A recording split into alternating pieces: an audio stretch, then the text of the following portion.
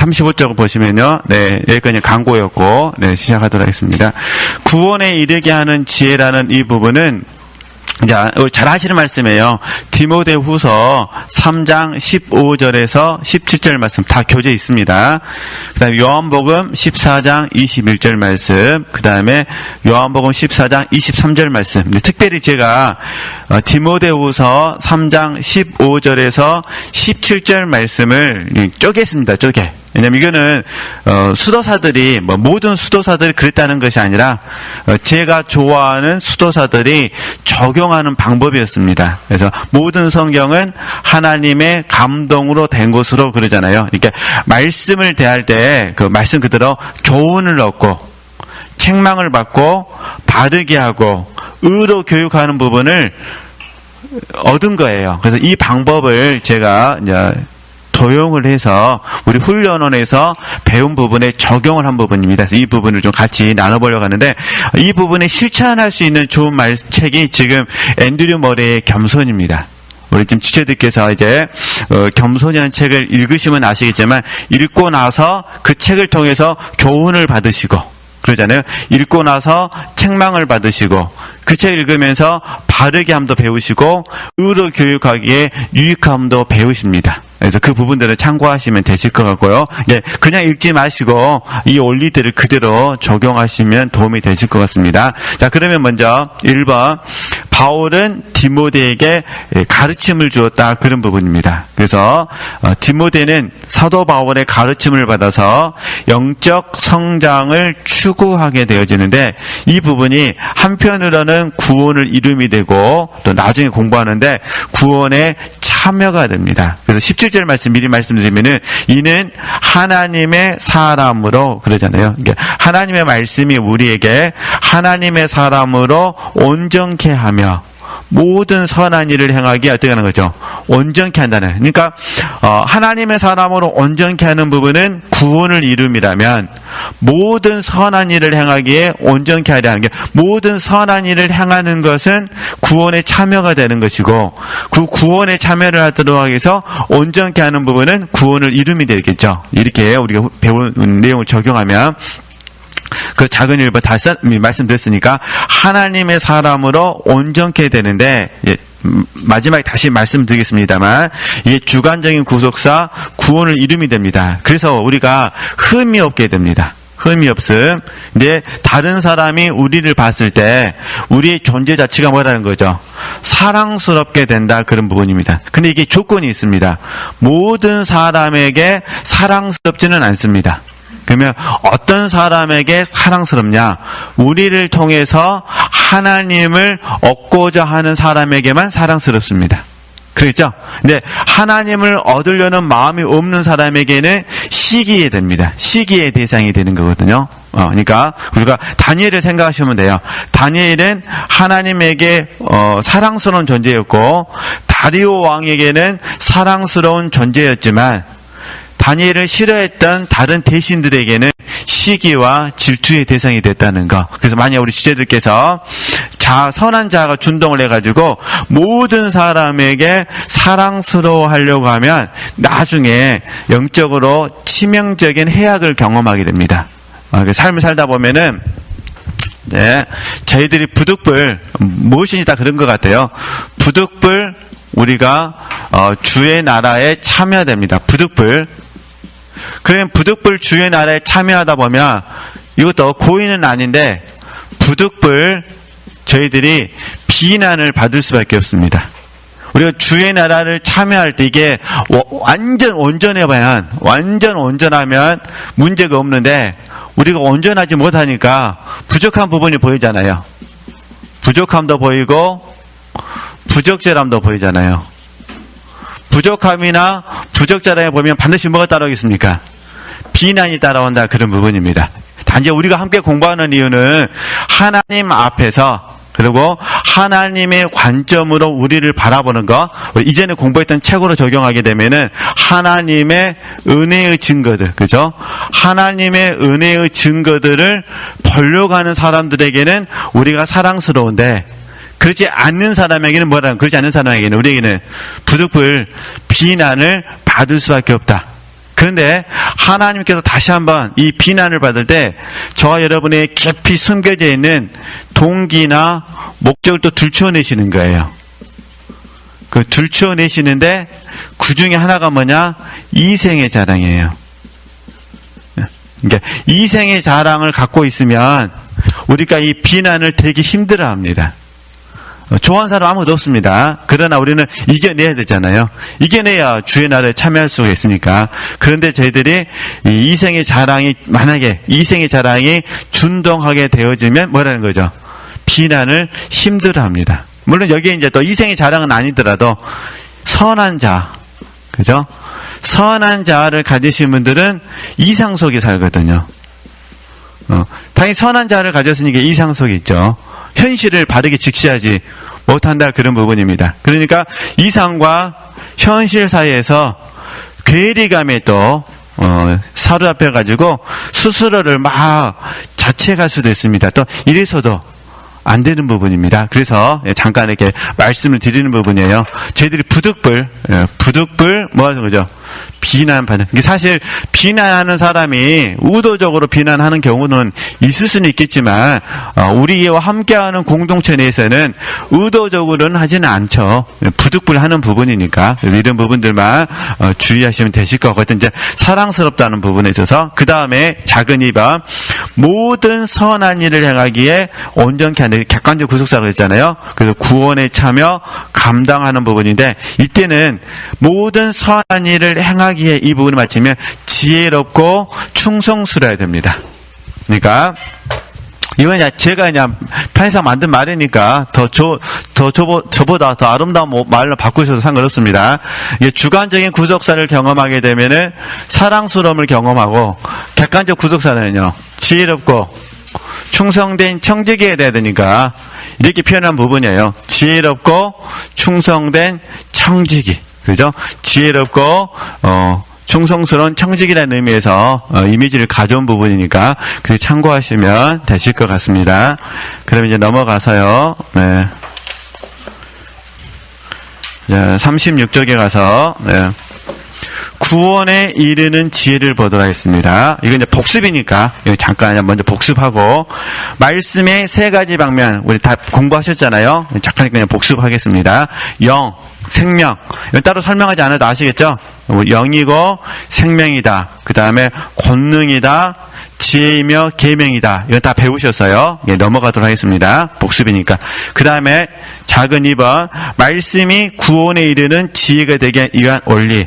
1번 하나님의 말씀이 사실임을 믿으셔야 돼요. 그죠? 하나님의 말씀이 사실임을 믿어야 되고 그 사실을 믿으니까 믿음, 여김. 그래서 사실, 믿음, 실제 다 기억나시죠?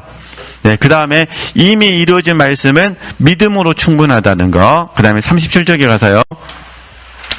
앞으로 이루어질 말씀은 여기다 약속이라서 쓰시면 되셔요. 앞으로 이루어질 말씀은 약속이잖아요. 약속에는 믿음과 뭐가 필요하다는 거죠? 조건이 필요하다는 거예요. 그죠? 약속이 없는 상태에서 믿는 건 신념이에요. 잘 이해해 주셔야 됩니다. 약속이 없는 상태에서 믿는 거는 뭐가 된다고요? 신념이 되는 것이고 약속이 있다면 우리는 믿어야 돼요. 약속을 믿는 겁니다. 그 대신 약속은 반드시 조건이 필요해요. 왜냐하면 관계는 상대적이고 상호적이기 때문에 그렇습니다. 그죠? 간단해요. 뭐 부부 간에든 친구 간에든 부모와 자녀 간에든 약속했다 하더라도 조건이 충족되어야만 사실은 이루어질 수 있는 거잖아요. 그렇죠? 이렇게 금방 이해하시면 됩니다. 그 다음에 이제 3번. 우리 영적 성장의 원리. 제가 버릴 것, 채울 것, 지킬 것. 이거 포함한 이유는 오늘 제가 묵상했던 부분, 오늘 잠깐 묵상했던 부분을 잠깐 정리하면 이런 부분입니다. 사실은 저희들이 계속해서 원리를 배우고 있습니다. 원리. 그죠? 네. 이제 원리를 배우고 있는데 이 원리는 사실 적용해야만 실제가 됩니다. 근데 이 실제 이전에 사실은 경험을 하죠. 그러니까 원리를 적용할 때 경험이 되고 반복적인 경험이 생기냐? 반복된 경험을 통해서 실제가 되어지죠. 근데, 자, 원리를 배우는데 적용하지 않거나 반복적으로 적용하지 않으면 또 반복된 체험이 없으면 실제되기가 어렵습니다. 그래서 잠깐 우리 지체들은 그러지는 않으시니까 우리가 섬기는 멘티들을 위해서 잠깐만 적용해 보면은 그러면 이 원리를 적용하기 이 과정 속에 이게 뭐가 필요한 이게 온함이 필요합니다. 온함. 이걸 저희들이 간절함이라 부르죠. 간절함 또는 열망이라 부르긴 하는데 그러니까 원리는 이미 다 배웠어요. 그 원리를 가지고 누가 간절함으로 온함과 열망을 가지고 실제적으로 뭐 해보는 거죠? 적용해보냐 그런 부분이야. 쉽게 말해서 하나님과 하나님의 말씀 앞에 내가 앉아 있어야 됩니다. 하나님과 하나님의 말씀 앞에 앉아 있어야 돼요. 근데 우리가 이전에 제가 말씀드렸습니다만 실제적인 훈련을 보면 하나님의 말씀 앞에 앉아있는 시간은 그렇게 많지가 않아요. 그럼 나머지는 어디 하냐? 하나님 앞에서 앉아있는 거예요. 그래서 삶 속에서 그러니까 저희들은 하나님 앞에서 성령의 그래서 성령의 가르치심과 성령의 생각나게 하심은 환경 속에서도 가능하고 잘 하신 것처럼 환경과 말씀을 통해서 역사하는 거죠. 오늘 공부하는 부분은 말씀 자체를 공부하는 거잖아요. 그죠? 물론 성령께서 하시는 거예요. 이게 성령의 역사하심 플러스 말씀의 권능과 같이 가는 거죠. 생명으로 적용하자면 말씀이 생명이고, 그죠? 오늘은 말씀의 지혜잖아요. 오늘은 이제 지혜를 공부하는 거 이렇게 되는 거죠. 그래서 저희들이 중요한 부분은, 어떤 형태가 됐든 간에, 삶이 됐든, 말씀 앞이 됐든 간에, 하나님과 하나님 말씀 앞에 뭐 하셔야 된다? 앉으셔야 돼요. 그러니까 어떤 마음으로 앉으셔야 돼요? 간절함과 열망으로 앉으셔야 돼요. 실제적으로 적용되지 않으면은, 이 원리는 우리에게 많은, 작은 부분에 도움은 되는데, 우리가 기대한 것 이상의 실제를 경험하기는 어렵다 그런 부분입니다. 그래서 어쨌든 지체들께서 이 원리들 계속 배우고 계시니까 이 원리의 기초에서 구체적으로 말씀이 내게 어떤 교훈을 주고, 그죠? 나를 어떻게 바르게 하고 어떻게 나를 교정하는지, 나로 하여금 의로 교육하기에 유익한지에 대한 경험이 있으셔야 돼요. 이 경험은 한 번 하면 안 되거든요. 계속 반복적으로 되셔야 돼요. 그죠? 반복적인 경험이 이제 우리가 어떻게 하는 거죠? 실제로 이끌어가게 되는 거죠. 그래서 이 부분들 미리 좀 그래서 이걸 예화를 들기 위해서 잘 하시는 말씀을 가져온 거예요. 밭에 감추인 보화의 비유나 뭐라는 거죠? 진주장사의 비유를 가져온 거예요. 잘 하시는 말씀이니까. 둘 다 이 말씀의 핵심 포인트는 뭐냐면은, 온함이에요, 온함. 그죠? 그럼 이 온함은 어떻게 하느냐? 대가를 지불하게 만들어요. 대가를 지불하게 만든다는 거죠. 이게 그냥 얻는 것이 아니라 반드시 뭐 하셔요? 대가를 지불하게 하는 거죠. 그죠? 교정받는다는 게 얼마나 어려워요. 그렇잖아요. 우리 생각을 교정받는다는 거는 사실 아프죠. 나는 겸손하다고 생각했는데, 그러니까 이렇게 A라는 행동에 대해서 나는 겸손이라고 깨달았는데 하나님께서 조명해 주실 겸손이 아니라 교만이라고 교정해 주시면 얼마나 아파요. 안 아프시던가요? 아파요. 좀 아픈 것이 아니라 많이 아파요. 사실 저도 이게 쉬운 문제가 아니에요. 그래서 그렇게 아시고, 우리가 하나님 앞에서, 하나님과 하나님의 말씀 앞에서 뭐 하자는 거죠? 나 자신을 교정받는 겁니다. 그러니까 반드시 뭘 돼요? 대가를 지불하셔야 돼요. 그죠? 그래서 첫 번째가 밭의 보화 비유를 가져온 거예요. 밭에, 이거는 이제 정말 하나님의 은총이죠. 몰랐어요. 열심히 일을 했는데 밭에 보화가 있는 거예요. 그래서 어떻게 했다는 거죠? 주인 몰래 전 재산을 털어서, 그죠? 그러니까 쉽게 자기의 전 재산을 뭐 하는 거죠? 털어서, 그죠? 이게 운총 안에서 은혜를 입었다면 자기 전부를 팔아서라도 뭐라는 거죠? 보화를, 이게 밭을 사야 뭐 보화가 내 것이 되는 거잖아요. 그러니까 보화는 예수님이시잖아요. 그러니까 예수님을 얻기 위해서 운총 가운데 얻는 거잖아요. 예수님을 얻기 위해서는 나의 전 재산을 팔아야 될 부분이고, 두 번째, 이제, 진주장사는 다르죠. 진주장사는 이미 은혜를 경험했어요. 이게 예수님을 얻었어요. 그런 부분입니다. 그런데 현재 예수님에게는 만족할 수 없는 거예요. 이게 어떻게 한 거죠? 보통 성경에서 진주는 진리를 의미하거든, 진리. 그러니까 예수님을 얻었는데 지금의 예수님으로 만족할 수 없는 거죠. 그러니까 더 좋은 진주를 얻기 위해서 장사를 하는 거예요. 이게 이제 사도 바울이 말하는 영적인 추구죠. 우리 애들 고백하는 빌립보서 3장 말씀. 이게 사도 바울의 입장에서는 현재의 예수님으로는 뭐하는 거죠? 만족할 수 없는 거죠. 이게 그분을 더 얻기 위해서 모든 것들을 다 배설물로 여겨버리죠. 이게 진주장사 그러잖아요. 자기가 진주가 있었는데 더 좋은 진주를 얻기 위해서 가다가 더 좋은 진주를 얻었다는 거예요. 그걸 얻기 위해서 말하는 거죠. 이전에 갖고 있던 모든 진주를 다 팔았다는 거예요. 다 팔아서 더 좋은 진주를 얻었다, 그런 부분입니다. 그래서 우리가 이런 의미에서, 그러니까 밭의 보화의 비유는 하나님의 은총의 결과라면은 진주 장사는 우리에게 추구죠, 추구. 사도 바울처럼 영적으로 더 추구해서 예수님을 알고 얻고 소유하는데 더 관심을 가졌으면 좋겠다, 이런 의미에서 저 여러분이 말씀을 봐보자, 그런 부분입니다. 네, 그러면 참고하시면 되실 것 같고요. 그 다음에 이제 본격적으로 이제 보겠습니다. 네. 4번, 이제 16절 말씀. 모든 성경은 하나님의 감동하심으로, 성령의 감동으로, 그런 부분이에요. 그래서 그 부분을 다른 말씀과 연결해서 보면은 성령께서 가르치시고 생각나게 하셔서, 그죠? 요한복음 14장 26절 말씀, 고린도전서 2장 13절 말씀. 그래서 우리를 어떻게 하나, 우리를 온전케 하신다, 이렇게 나머지 말씀 다 써놨으니까 보시면 됩니다. 그러면 이제 작은 1번부터 보겠습니다. 교훈, 그죠? 교훈은 가르침의 의미입니다. 가르침. 통상적으로는 이제 보편적으로 교회에서 말할 때 교훈은 교리를 말하죠. 그러나 저희는 교리보다는 진리라 부르잖아요. 그래서 예수님을 아는 지식, 또는 진리와 하나님의 말씀을 아는 지식, 이렇게 부르는 거죠. 교훈. 교훈은 우리에게 가르침을 주니까. 그죠? 그래서 우리가 예수님을 통해서 예수님의 말씀의 의미들을 배우잖아요. 그때 교훈이라고 부르잖아요. 네. 그러면 이제 시편 25편 4절에서 5절 말씀. 한번 같이 한번 읽어볼까요? 여호와여, 주의 도를 내게 보이시고 주의 길을 내게 가르치소서. 주의 진리로 나를 지도하시고 교훈하소서.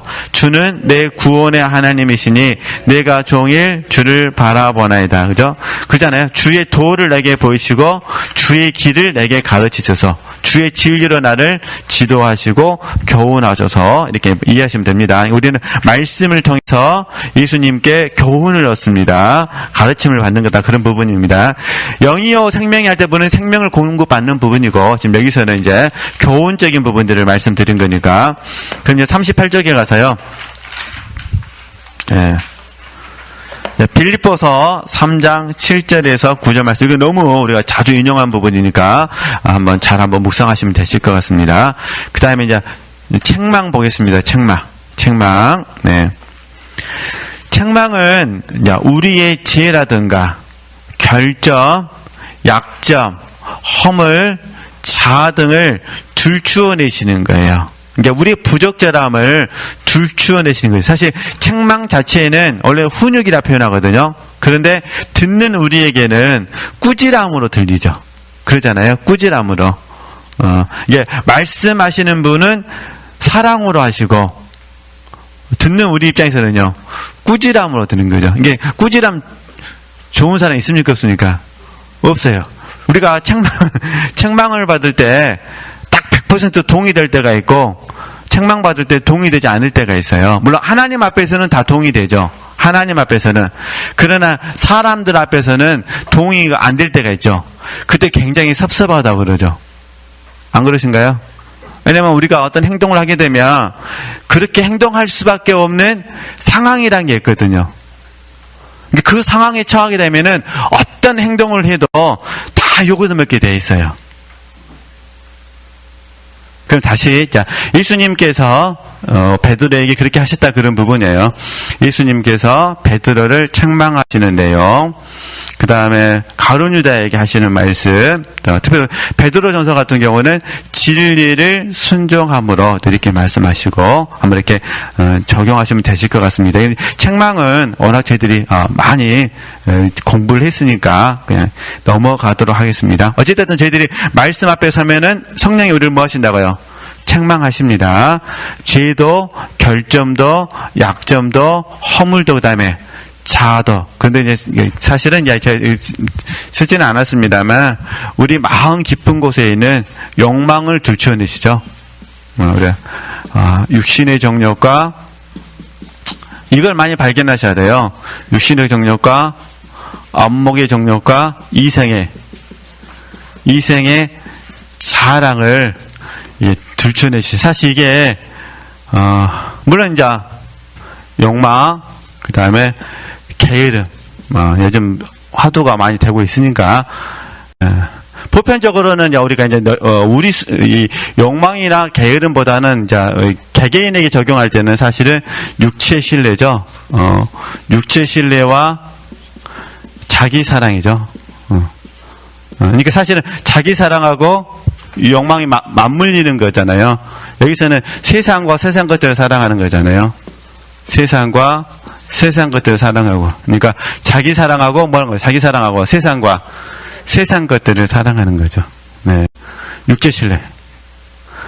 보편적으로 우리 성도님들이 이제 자주 발견할 수 있는 공과가 육체를 신뢰하는 것과 뭐라는 거예요? 자기를 사랑하는 부분이죠. 이건 훈련이 그래도 잘 되시는데 참 잘 안 되어지는 부분이 욕망의 문제와 뭐의 문제죠? 게으름의 문제죠. 그리고 육신의 정욕과 안목의 정욕과 이생의 자랑. 왜냐하면 우리들 입장에서 봤을 때는 내가 뭐 세상과 세상 것들을 가진 것이 있어야 자랑하지. 이런 마음이 드는 거예요. 그러시잖아요. 그런데 사실은 욕망 자체가 우리에게 이런 부분들을 들추어내시는 거죠. 그래서 이런 부분이 혹시 주님께서 우리에게 책망하신다면 저희들이 이런 부분에 대해서 바르게 고칠 수 있었으면 좋겠다. 그런 부분입니다. 그 다음에 쭉 내려와서 작은 3번 바르게 함을 보도록 하겠습니다. 바르게 함. 네, 교정한다는 거죠. 바르게 한다는 거는 교정한다는 거예요. 근데 이제 중요한 건 이 부분이에요. 저희들이 바르게 하는 과정 가운데 교정을 받는데 사실은 교정되기 전에 우리가 왜곡되었다라는 것을 인정을 해야 돼요. 이게 인정이 안 되죠. 우리가 예를 들어서 편견, 그죠? 선입견, 선지식, 고정관념.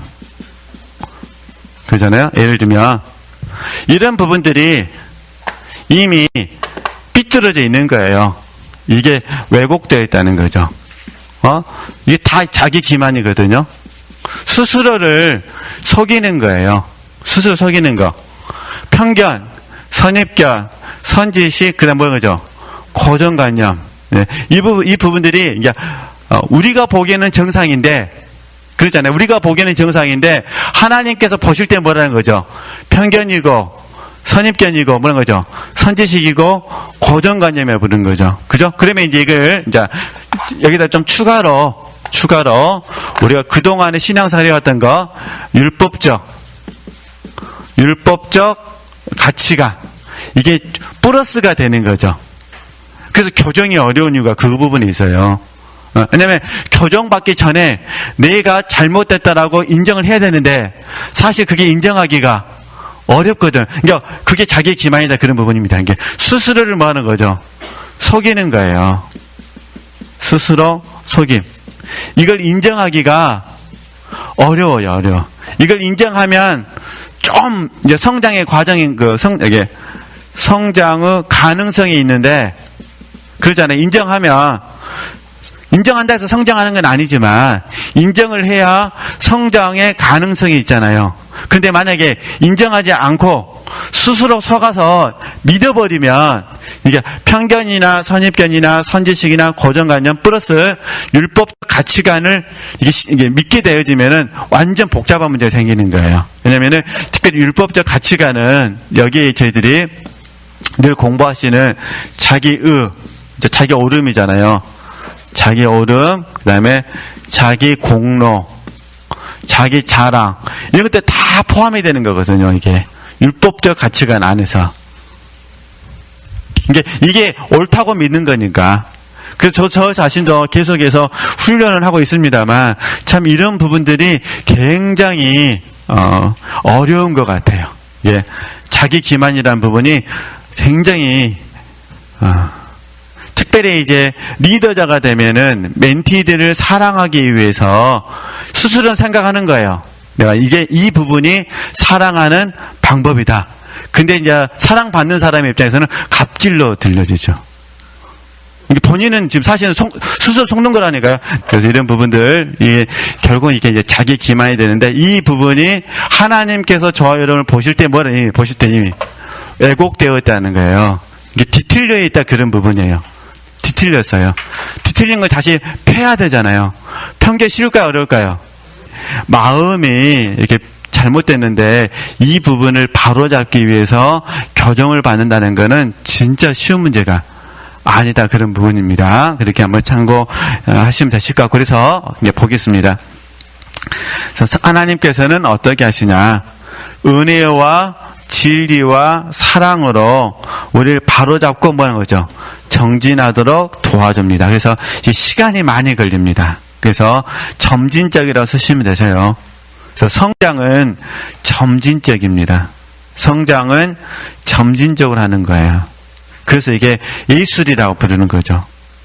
기술을, 이게 보통 말하는 방법적인 기술을 습득하는 것이 아니라 예술의 경지로 들어가는 거거든요. 성장은 예술이잖아요, 예술. 다 경험해 보셔서 아시잖아요. 우리가 영성훈련을 20년 했다 하더라도 빨리빨리 안 변하는 거 잘 아시잖아요. 그죠? 그러니까 그만큼 우리 성장한다는 게 쉬운 문제가 아니기 때문에. 그래서 진리는 우리의 잘못과 죄와 결점을 들춰내고 진리가 우리에게 물론 자유함도 가져다 줍니다. 진리를 알지는 진리가 너희를 자유케 하리라 하셨으니까 그러는 이제 교정이라는 관점에서 봤을 때 우리의 잘못과 죄와 결점을 들춰내고 은혜는 그 결점 뭐 해준 거죠? 메꾸어 준다 그런 부분입니다. 그래서 쉽게 말해서 예수님만 하실 수가 있다 그런 부분이에요. 그 다음에 사랑은 성장을 도와줍니다. 사랑은 성장을 도와준다는 거. 네. 네. 아직 제가 뭐 지체들에게 뭐 오늘이나 내일 정도의 그림 하나 보내가지고 세 줄을 기록해서 하나 보내드릴 내용이 있는데 그건 이제 지금 간단히 뭐 말씀드리면 이런 부분이에요.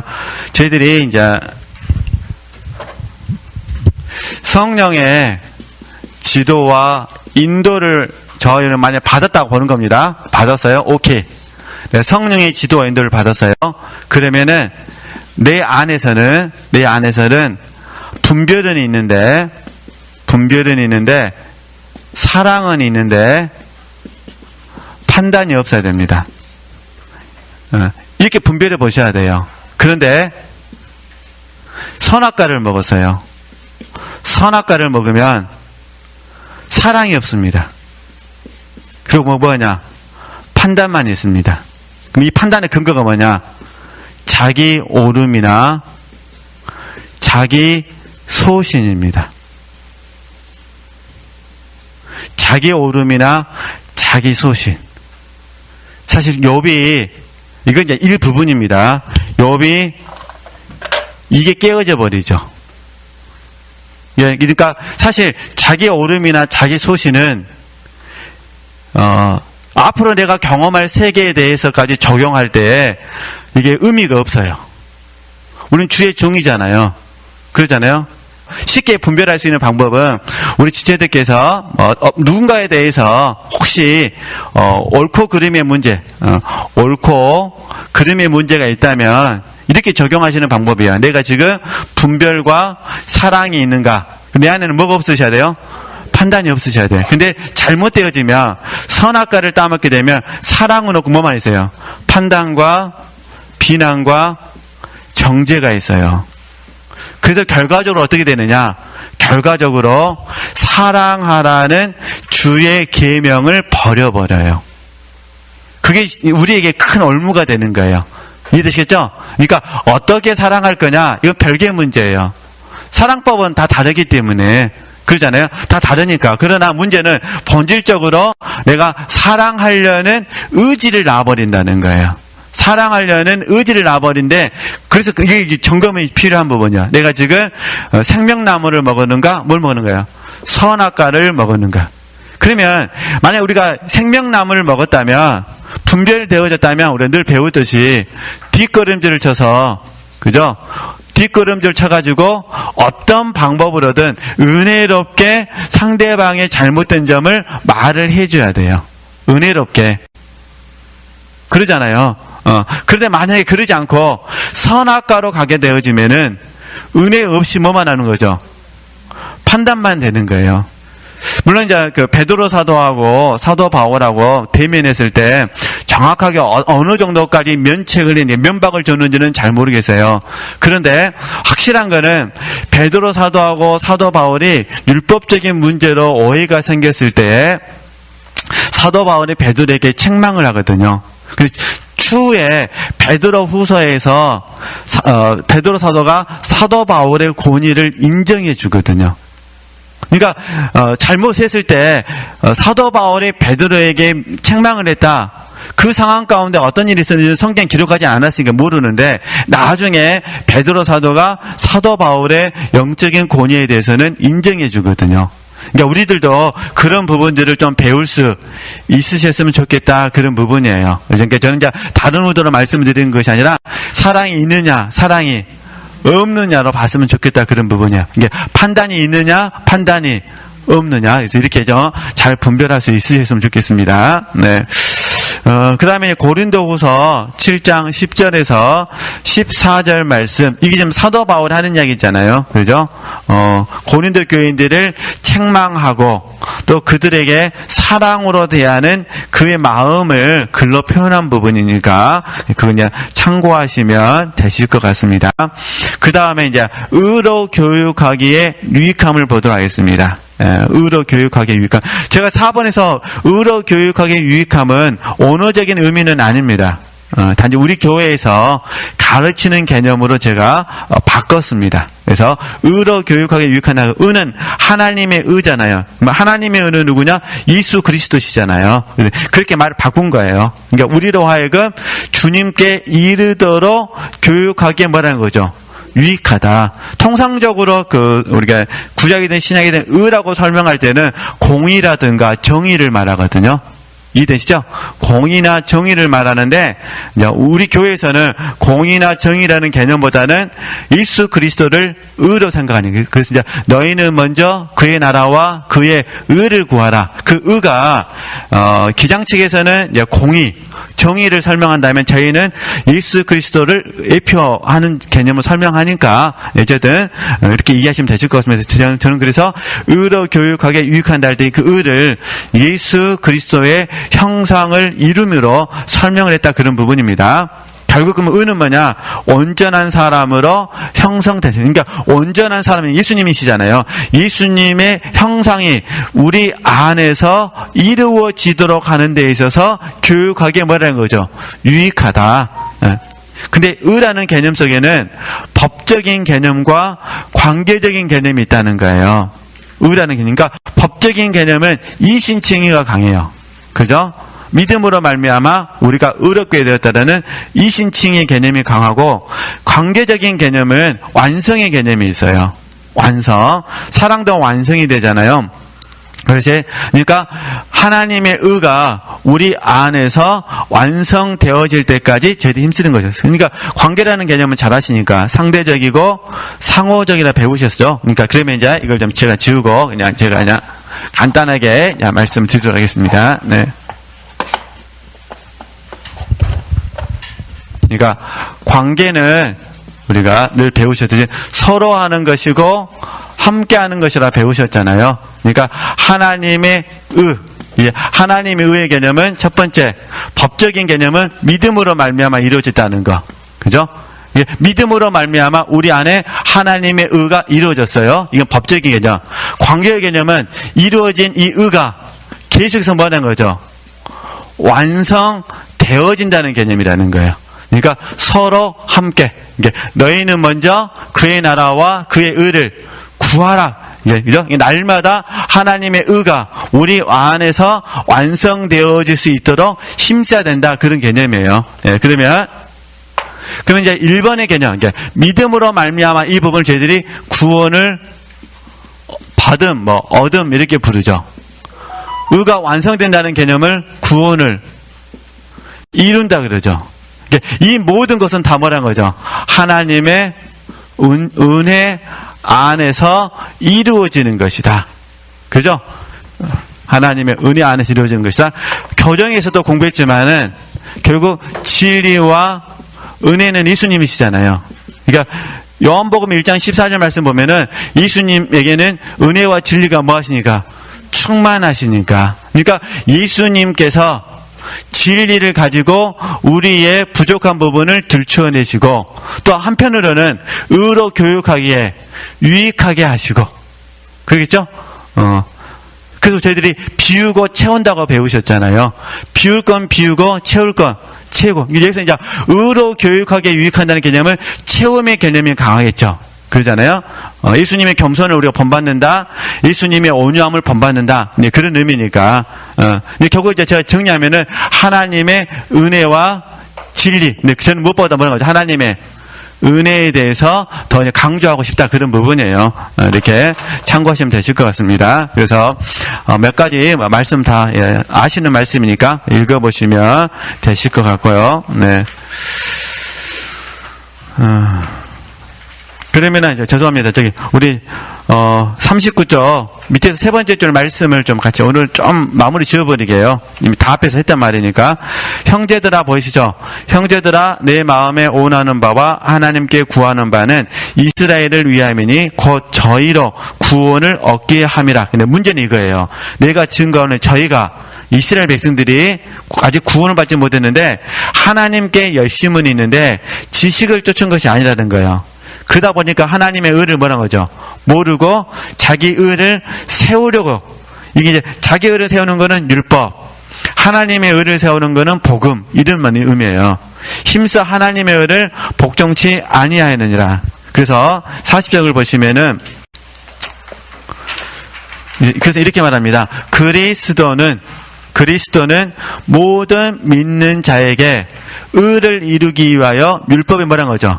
마침이 대신이라 이렇게 말씀하고 있다는 거. 그 다음에 복음에는 하나님의 의가 나타나서 믿음으로 믿음에 이르게 하나니 그 앞에 믿음으로 보이시죠? 이게 보통 말하는 중생이에요. 중생.